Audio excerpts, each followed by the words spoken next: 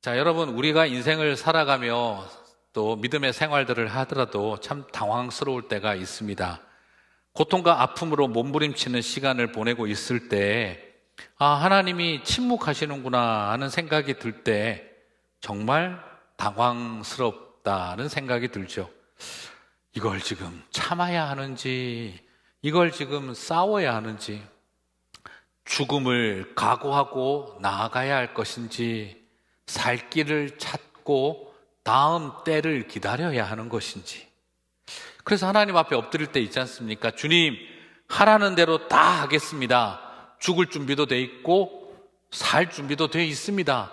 참을 준비도 돼 있고 싸울 준비도 되어 있습니다. 하라는 대로 할 테니 뭐든지 응답만 해주세요. 그런데 그런 자리에 있어도 주님이 아무 말씀하지 않고 침묵하실 때가 있습니다. 암으로 투병하시던 저희 아버님도 이런 말을 하셨습니다. 말기 암 환자로서 참 힘든 싸움을 해나가시고 이제 생명의 불꽃이 꺼져 가실 때도 저한테 이런 이야기를 하시더라고요. 병조야, 어떻게 기도해야 될지 모르겠다. 살려달라고 기도해야 하는 걸까? 아니면 하나님, 저를 부르셔도 괜찮은데 저희 가족들과 딜을 좀 부탁드립니다 라고 기도해야 될까? 내 입에서 원망이 터져 나오는데 이럴 때 원망 꾹 참고 감사만 해야 하는 걸까? 원망하면 안 되는 걸까? 도무지 나는 어떻게 해야 될지 모르겠구나 하시던 그 답답한 속내를 이야기하시던 그때 제 아버님 모습이 기억이 납니다. 정말 주님, 살아야 합니까? 말아야 합니까? 부르짖기도 하고 왜 이런 고통 가운데 저를 그냥 두십니까?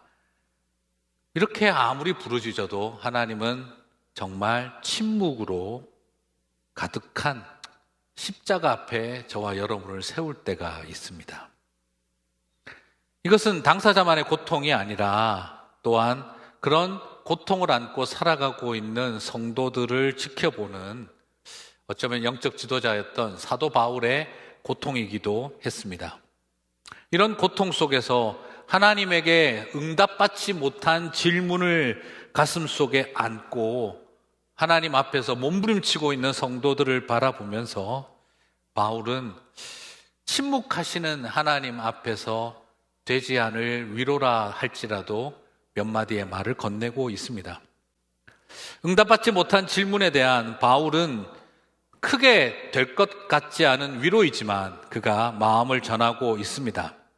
도대체 어떻게 뭘 구하고 기도해야 될까? 왜 하나님은 침묵하고 계실까? 하는 질문을 가진 몸부림치는 성도들을 향해 오늘 사도 바울은 웅변적으로 외치기보다는 나도 힘들었어 하는 그런 토닥거리는 친구의 토닥거리는 마음으로 오늘 성도들에게 그 마음을 나누고 있습니다. 로마서 8장 26절입니다. 이와 같이 성령도 우리의 연약함을 도우시나니 우리는 마땅히 기도할 바를 알지 못하나 오직 성령이 말할 수 없는 탄식으로 우리를 위하여 친히 간구하시느니라. 말할 수 없는 탄식으로, 이게 무슨 말일까요? 말할 수 없는 탄식. 참 국어를 잘못 배웠나 싶을 만큼 표현이 참 애매합니다. 말할 수 없는 탄식으로. 이것은 결국 뭘 말하냐 그러면 언어로 표현되어지지 않는 탄식과 같은 소리로라는 말입니다. 다시 말씀드리면 뜻을 가지고 표현을 가진 언어화되어질 수 없는 일종의 의성어 같은 비명소리와 같은 하나님의 신음소리, 성령님의 신음소리를 우리에게 들려주신다는 겁니다. 성령님께서 지금 우리를 위해서 간구하고 기도하고 있는데 그것은 어떤 언어가 아니라 우리를 향한 통증과 신음으로써 비명 같은 소리로 우리를 위해 간구하고 계신다는 것입니다. 하나님이 우리가 부르짖을 때 고통 속에서 뭘 해야 할지 알 수 없어 하나님 앞에 몸부림치고 있을 때 하나님이 우리를 향해 침묵하고 있구나라고 생각이 들 때 그때 들어보라는 겁니다. 사도 바울이 말하고 있는 것은 그럴 때에 성령께서 언어로 표현되어지지 않는 비명소리로, 신음소리로 너희들을 위하여 기도하고 있다라는 것입니다. 성령님도, 보혜사 성령님도 우리들로 하여금 방언을 하게 하고 방언으로 기도하게 만들어주시는, 은사를 주시는 성령님이, 이 세상의 모든 언어를 사용할 수 있는 성령님이, 하늘의 언어를 사용할 수 있는 성령님이 말이 나오지 않아서 단식하고 신음하고 비명을 지르고 계신다라는 겁니다. 사랑하는 성도 여러분, 이 상황에 뭐라고 말씀하시는지 한번 들어보자. 이런 상황에서 도대체 뭘 어떻게 기도해야 되는지 한번 들어보자 싶을 때 화려한 신학적, 인문학적 언변으로 우리에게 설명해 주실 성령님의 언어를 듣는 것이 아니라 우리를 향한 단식과 신음과 비명소리를 들을 때 어떤 예언보다, 어떤 말보다 우리에게 들려주시는 가장 큰 위로가 거기에 있을 줄 믿습니다. 하나님의 음성을 들어봤니? 너는 하나님에게 응답받는 기도 생활하니? 너에게 음성을 들려주시는 것을 경험해봤니? 하는 것보다 저는 오히려 물어보고 싶습니다. 성령께서 말할 수 없는 탄식으로 부르짖는 것을 들어보신 적 있으십니까? 뭐라고요, 성령님? 해도 알아들을 수 없는, 성령님 스스로도 무슨 언어인지 표현할 수 없는 그 부르짖음으로 우리를 향한 간구하는 소리를 들어보시게 되기를 축복합니다. 성령님의 언어적 음성만을 들어야 하늘의 뜻을 아는 것이 아니라 성령님의 언어화될 수 없는 단식 소리를 들을 때 하나님 아버지의 마음을 알 수 있을 줄 믿습니다. 아무리 기도해도 들리는 음성이 없다면 생각하십시오. 성령께서 응답하지 않는 것이 아니라 성령께서 나를 위해 단식하고 계시는구나. 여러분, 살다 보면 머리가 끄덕여지는 것보다 살다 보면 내 마음이 끄덕여지는 때가 있습니다. 머리는 도리도리 하는데 마음이 끄덕끄덕할 때가 있죠. 이때는 논리적으로 잘 설명해 주시는 하나님의 음성을 듣는 시간이 아니라 성령님의 탄식 소리를 들었기 때문입니다. 참 희한하죠? 제가 여러 번 드린 이야기지만 천국 가서 딱 따지고 물어보고 싶은 거 있잖아요. 나중에 따지고 물어보면 속 시원할까요? 더 열받을까요? 하나님 응답해 주시면 그래서 그랬구나 하시겠을까요? 아니면 더 열받게 되실 것 같아요. 그런데 이미 우리는 느껴지는 게 있잖아요. 하나님이, 성령께서 나를 설복시킬 만큼 치밀한 논리로 설명해줘서 우리가 가슴이 끄덕이는 것이 아니라 그냥 나를 쳐다보시고 나를 위해 부둥켜 안고 우시는 하나님. 때로는 그러시더라고요. 미안하다 하시더라고요. 그 미안하다는 말 한마디 들을 때 그때 그냥 끄덕끄덕 하지 않습니까? 저는 그것이 신앙생활에 우리에게 부어주시는 가장 큰 축복이라고 생각해요. 때로는 내가 하나님 앞에 죄송합니다 할 때도 많이 있는데 가장 놀란 건요, 이런 저에게 하나님이 미안하다 하실 때 어떤 말로도 이해할 수 없었던 현실이 그냥 저에게 가슴이 끄덕이게 하는 통로가 되는 것을 경험하게 됩니다. 그래서 존 모레이는 이렇게 말합니다. 하나님의 자녀에게는 두 분의 중보자가 있다. 하나님의 아들은 하늘의 법정에서 우리의 중보자이시고 성령님은 우리의 마음속에서 우리의 중보자가 되신다.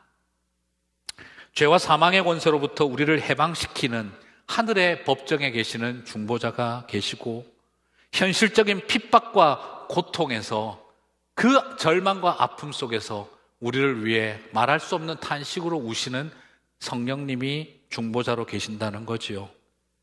원론적인 죄의 무게로부터 자유케 하는 중보자와 현실의 삶의 무게로부터 우리의 상한 가슴을 치유해주는 중보자가 있다는 것입니다. 그렇습니다. 성령님은 어떤 분이십니까? 기도를 유창하게 만들고 모든 것에 대한 확고한 대답과 가르침을 주는, 그런 말 잘해주시는, 정확한 정답을 주시는 그런 보혜사가 아니라, 빌바를 알지 못하고 기도조차 나오지 않을 만큼 연약할 때 우리를 위해서 말할 수 없는 탄식으로 끌어안고 같이 울어주시는 보혜사가 되신다라는 것입니다. 문제를 해결해주는, 기적으로 문제를 해결해주는 능력자가 아니라 아픔을 같이 아파하고 탄식하심으로 우리를 치유하는 성령님이시라는 겁니다. 그래서 성령님은 고통을 해결하는 해결사가 아니라 함께 견디고 기다리고 아파하는 위로자가 되신다는 것을 보여주고 있습니다. 그리고 두 번째로, 이 침묵의 고통을 힘겨워하는 우리에게 바울은 두 번째로 자신의 마음을 전하고 있습니다. 그것은 바로 모든 것이 합력하여 선을 이룹디다 하는 것이죠. 로마서 8장 28절입니다. 우리가 알거니와 하나님을 사랑하는 자, 곧 그의 뜻대로 부르심을 입은 자들에게는 모든 것이 합력하여 선을 이루느니라.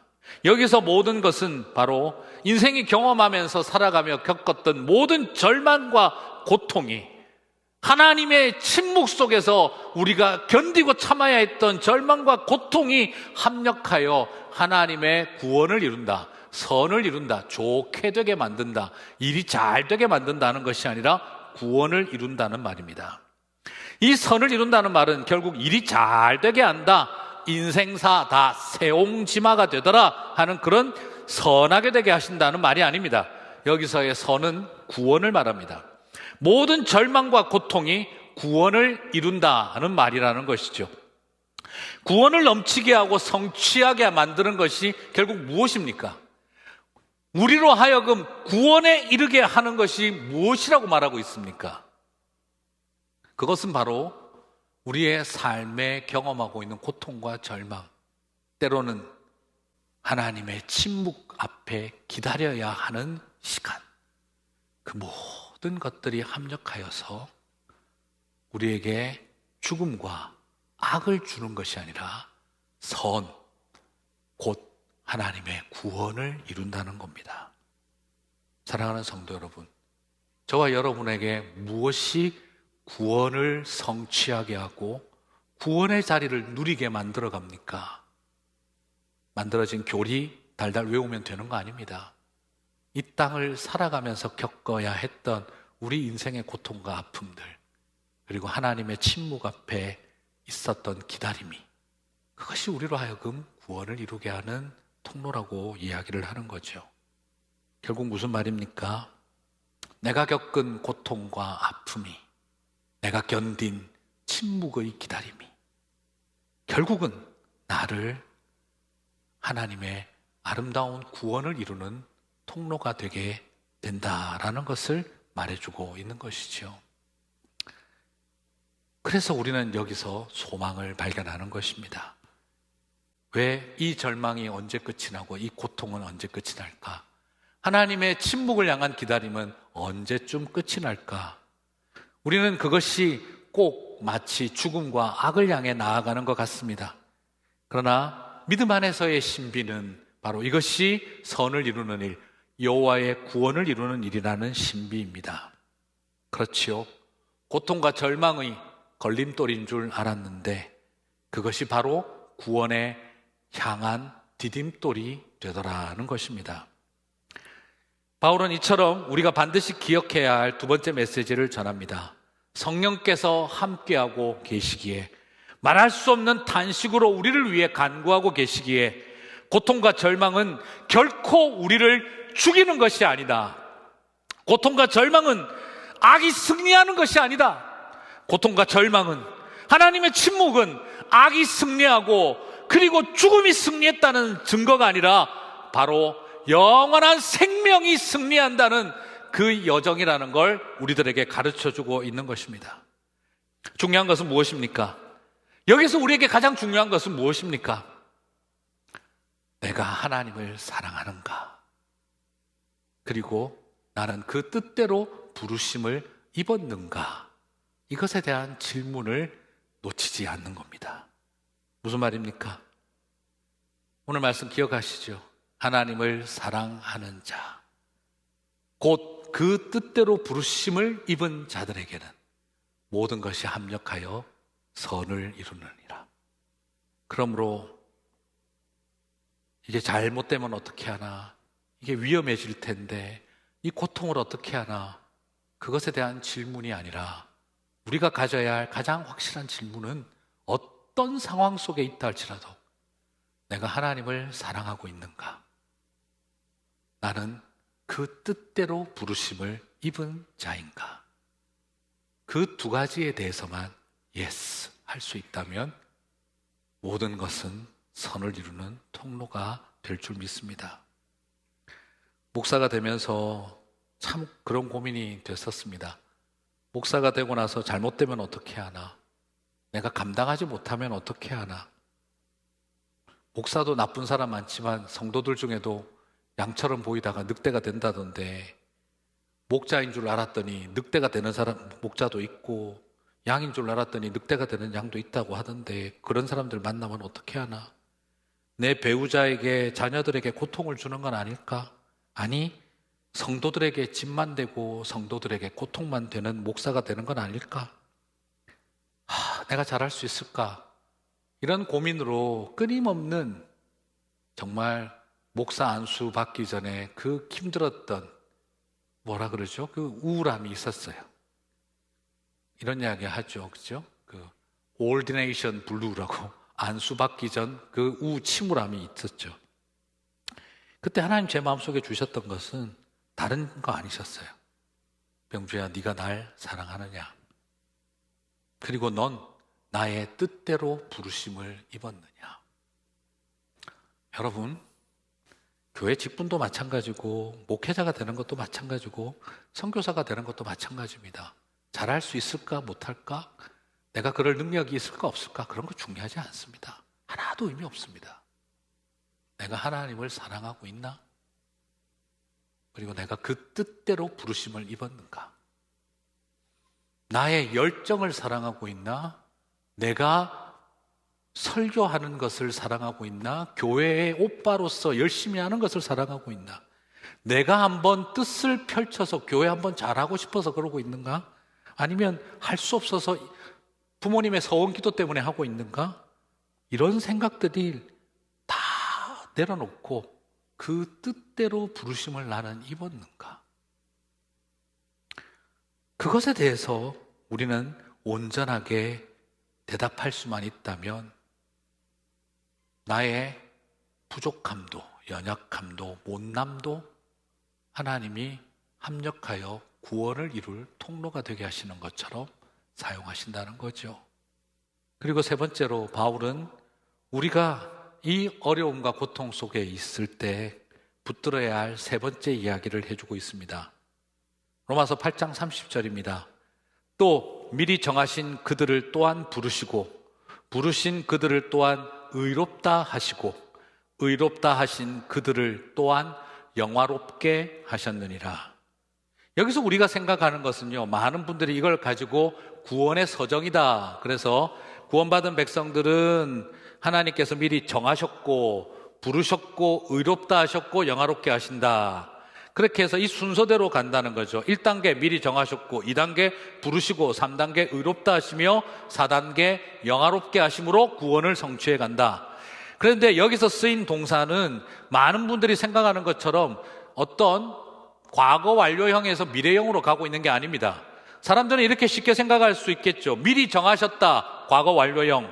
그리고 2단계 부르셨다, 과거형. 3단계 의롭다 하신다, 현재형. 그리고 영화롭게 하실 것이다, 미래형. 그래서 지금은 아직 영화로운 영화의 단계까지는 가지를 못했지만 성화의 단계를 잘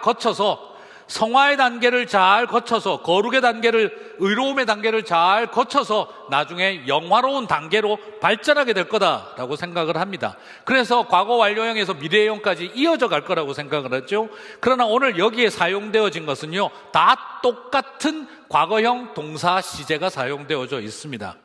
성화와 영화는 언젠가 미래에 이루어질 어떤 경지에 이르는 것으로 설명하고 있는 게 아닙니다. 여기에 사용되어진 것은 똑같은 문법으로 동사형이 우리로 옮긴다면 과거형으로 혹은 과거 완료형으로 그렇게 사용되어져 있습니다. 미리 정하셨고 부르셨고 의롭다 하셨고 영화롭게 하셨다입니다. 하실 것이다가 아니라 하셨다입니다. 자, 무슨 말이죠? 이게 오늘 우리에게 주고 있는 이야기가 뭘 말하는 겁니까? 너는 단계적으로 좋아질 거다라고 이야기를 하고 있는 게 아니에요. 지금 온 세상이 너희를 짓밟고 인간 이하로 취급당하고 사자 밥이 되고 그리고 저작거리에 십자가에 매어 달려 불태워 죽이는 그런 절망 속에 살아가고 있다 할지라도 여러분은 이미 하나님이 의롭다 하셨고 영화롭다 하신 존재입니다. 그것을 우리들에게 말하고 있습니다. 무슨 말이죠? 비록 우리는 but not yet, 아직까지는 다 아니지만, 그러나 지금 하나님은 저와 여러분을 이미 glorified 하셨다라는 겁니다.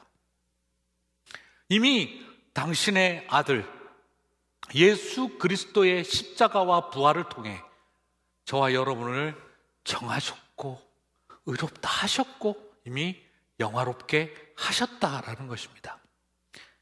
여기서 쓰여진 이 영화롭게 하시다, glorified는 여러분 어디서 항상 쓰이는 표현인지 아시죠? 영화롭도다 하는 바로 찬양입니다. 여호와 하나님을 향해 우리가 써야 할 말이라고 생각했습니다. 그러나 오늘 사도 바울은 우리들에게 말하고 있습니다. 예수 그리스도께서 이런 죄인들인 저와 여러분을 이미 영광스럽게 하셨다라는 것입니다. 무슨 말입니까? 무엇을 말하고자 하시는 걸까요? 지금 여러분의 삶이 핍박당하고 고통 속에 절망스럽게 살아간다 할지라도 세상 사람들은 바라볼 때 이 모양 이 꼴로 살아가는구나 라고 말한다 할지라도 너희는 이미 glorified 되어진 존재다라는 겁니다. 사랑하는 성도 여러분, 위로가 되실는지 모르겠습니다. 하지만 사단의 독설이 가득한 세상 속에 하나님도 뭐라고 뚜렷하게 들려주시는 말이 없는 자리에 바울은 전지적 시점에서 우리랑 차원이 다른 전지적 시점에서 종교적인 훈수 던지고 있는 것이 아니라 우리와 똑같이 그 고통에 몸부림치는 인생들로서 저와 여러분에게 어깨동무하고 있는 것이지요. 그렇지, 정말 힘들지만 성령님의 단식 소리를 듣자. 모든 것이 합력하여 선을 이루더구나. 그리고 이런 우리를 미리 정하셨고 부르셨고 의롭다 하셨고 그리고 영화롭게 하신 걸 우리가 봤으면 좋겠다. 위로 안 될 말처럼 들릴 수도 있지만 저는 이 말이 얼마나 큰 위로가 되고 힘이 되는지 모르겠습니다. 하늘이 군대를 움직이는 모습을 보여주고 벼락 같은 하나님의 파워를 보여주고 석유 재벌 같은 부유함을 보여줘서 하나님이 살아계신 것을 본 것이 아닙니다. 오늘 바울은 하늘 군대를 움직이는 모습, 벼락 같은 하나님의 능력, 석유 재벌 같은 부유함을 보여주며 하나님을 소위 드러내고 있는 것이 아니라 호령 소리보다는 탄식 소리로 간구하는 성령님을 보여주므로 벼락 같은 소리가 아닌 비명 같은 소리로 우리를 위해 간구하는 성령님을 통해 다가오고 있습니다. 짓밟히고 살아가는 사람들에게, 다 밟혀 터져버린 사람들에게 너희들은 브로큰이 아니라 너희들은 글로리파이드 된 존재라고 말하고 있는 것이죠. 사랑하는 성도 여러분, 이런 위로 바울을 통해 받습니다. 그리고 이런 위로 저와 여러분이 할 수 있었으면 좋겠습니다. 저는 우리 교회가 이런 교회의 길을 갔으면 좋겠습니다. 뭐라고 해야 될까요? 많은 사람들 참 힘들잖아요. 굳이 호령하는 소리 하지 않아도 같이 단식하고 울어주는 일만 해도 그게 성령님을 잘 닮아가는 길 아닐까 싶어요. 우리 교회가 갔으면 하는 길은 바로 모든 것을 하나님이 다 하신다는 걸 보여주는 게 아니라 이 모든 고통과 절망을 통해 하나님이 구원을 이루어 가십니다. 옆에서 같이 말해주는 길이라고 저는 생각해 봅니다. 그리고 우리 교회가 했으면 하는 것은 힘들고 어려운 다 깨어진 사람들에게, 그분들에게 당신은 영화로운 존재, 아름다운 존재라고 말해줄 수 있었으면 좋겠습니다. 사실 많은 사람들이 막막하고 뭘 어떻게 기도해야 될지 잘 몰라요. 여러분, 기도는 이렇게 하는 겁니다. 이게 하나님의 음성입니다. 이게 하나님의 뜻입니다. 그렇게 기가 막히게 잘 전해주는 사람이 만인 교회가 아니라 하나님이 너를 위해 우네, 성령님이 단식하고 계시네, 목사님, 집사님, 권사님, 장로님 어떻게 해야 돼요? 그냥 같이 울고 싶다 울어주는 사람들. 왜 모든 일이 이 모양이에요? 그 모든 것들이 너를 죽이는 것처럼 보이지만 그 모든 것들이 너를 살리는 길이 될 수 있구나. 그렇다, 나도 하나님이 나를 죽도록 내버려 두시나 생각했다. 그런데 그게 나를 살리는 길이더라. 나는 이 모양 이 꼴이에요. 아무것도 없어요. 다 찢어지고 너덜너덜해졌어요. 남루해졌어요. 아니다, 너는 아름답다. 그렇게 말해줄 수 있는 하나님의 교회가 되었으면 좋겠습니다. 그리고 오늘 여러분에게도 그렇게 말씀드리고 싶어요. 여러분은 사도 바울이 말한 바로 그런 존재들이십니다. 그 존재들로서 우리의 이웃들에게 다가가 같이 울어주고 죽는 길처럼 그게 사는 길이고 너는 아름답다, 영화로운 존재다 말해줄 수 있을 때 우리 안에서 하나님께서 구원의 은혜로 역사하는 것을 보게 될 줄 믿습니다. 그 작은 위로 전하며 살아가는 저와 여러분 되시기를 주님의 이름으로 축복합니다.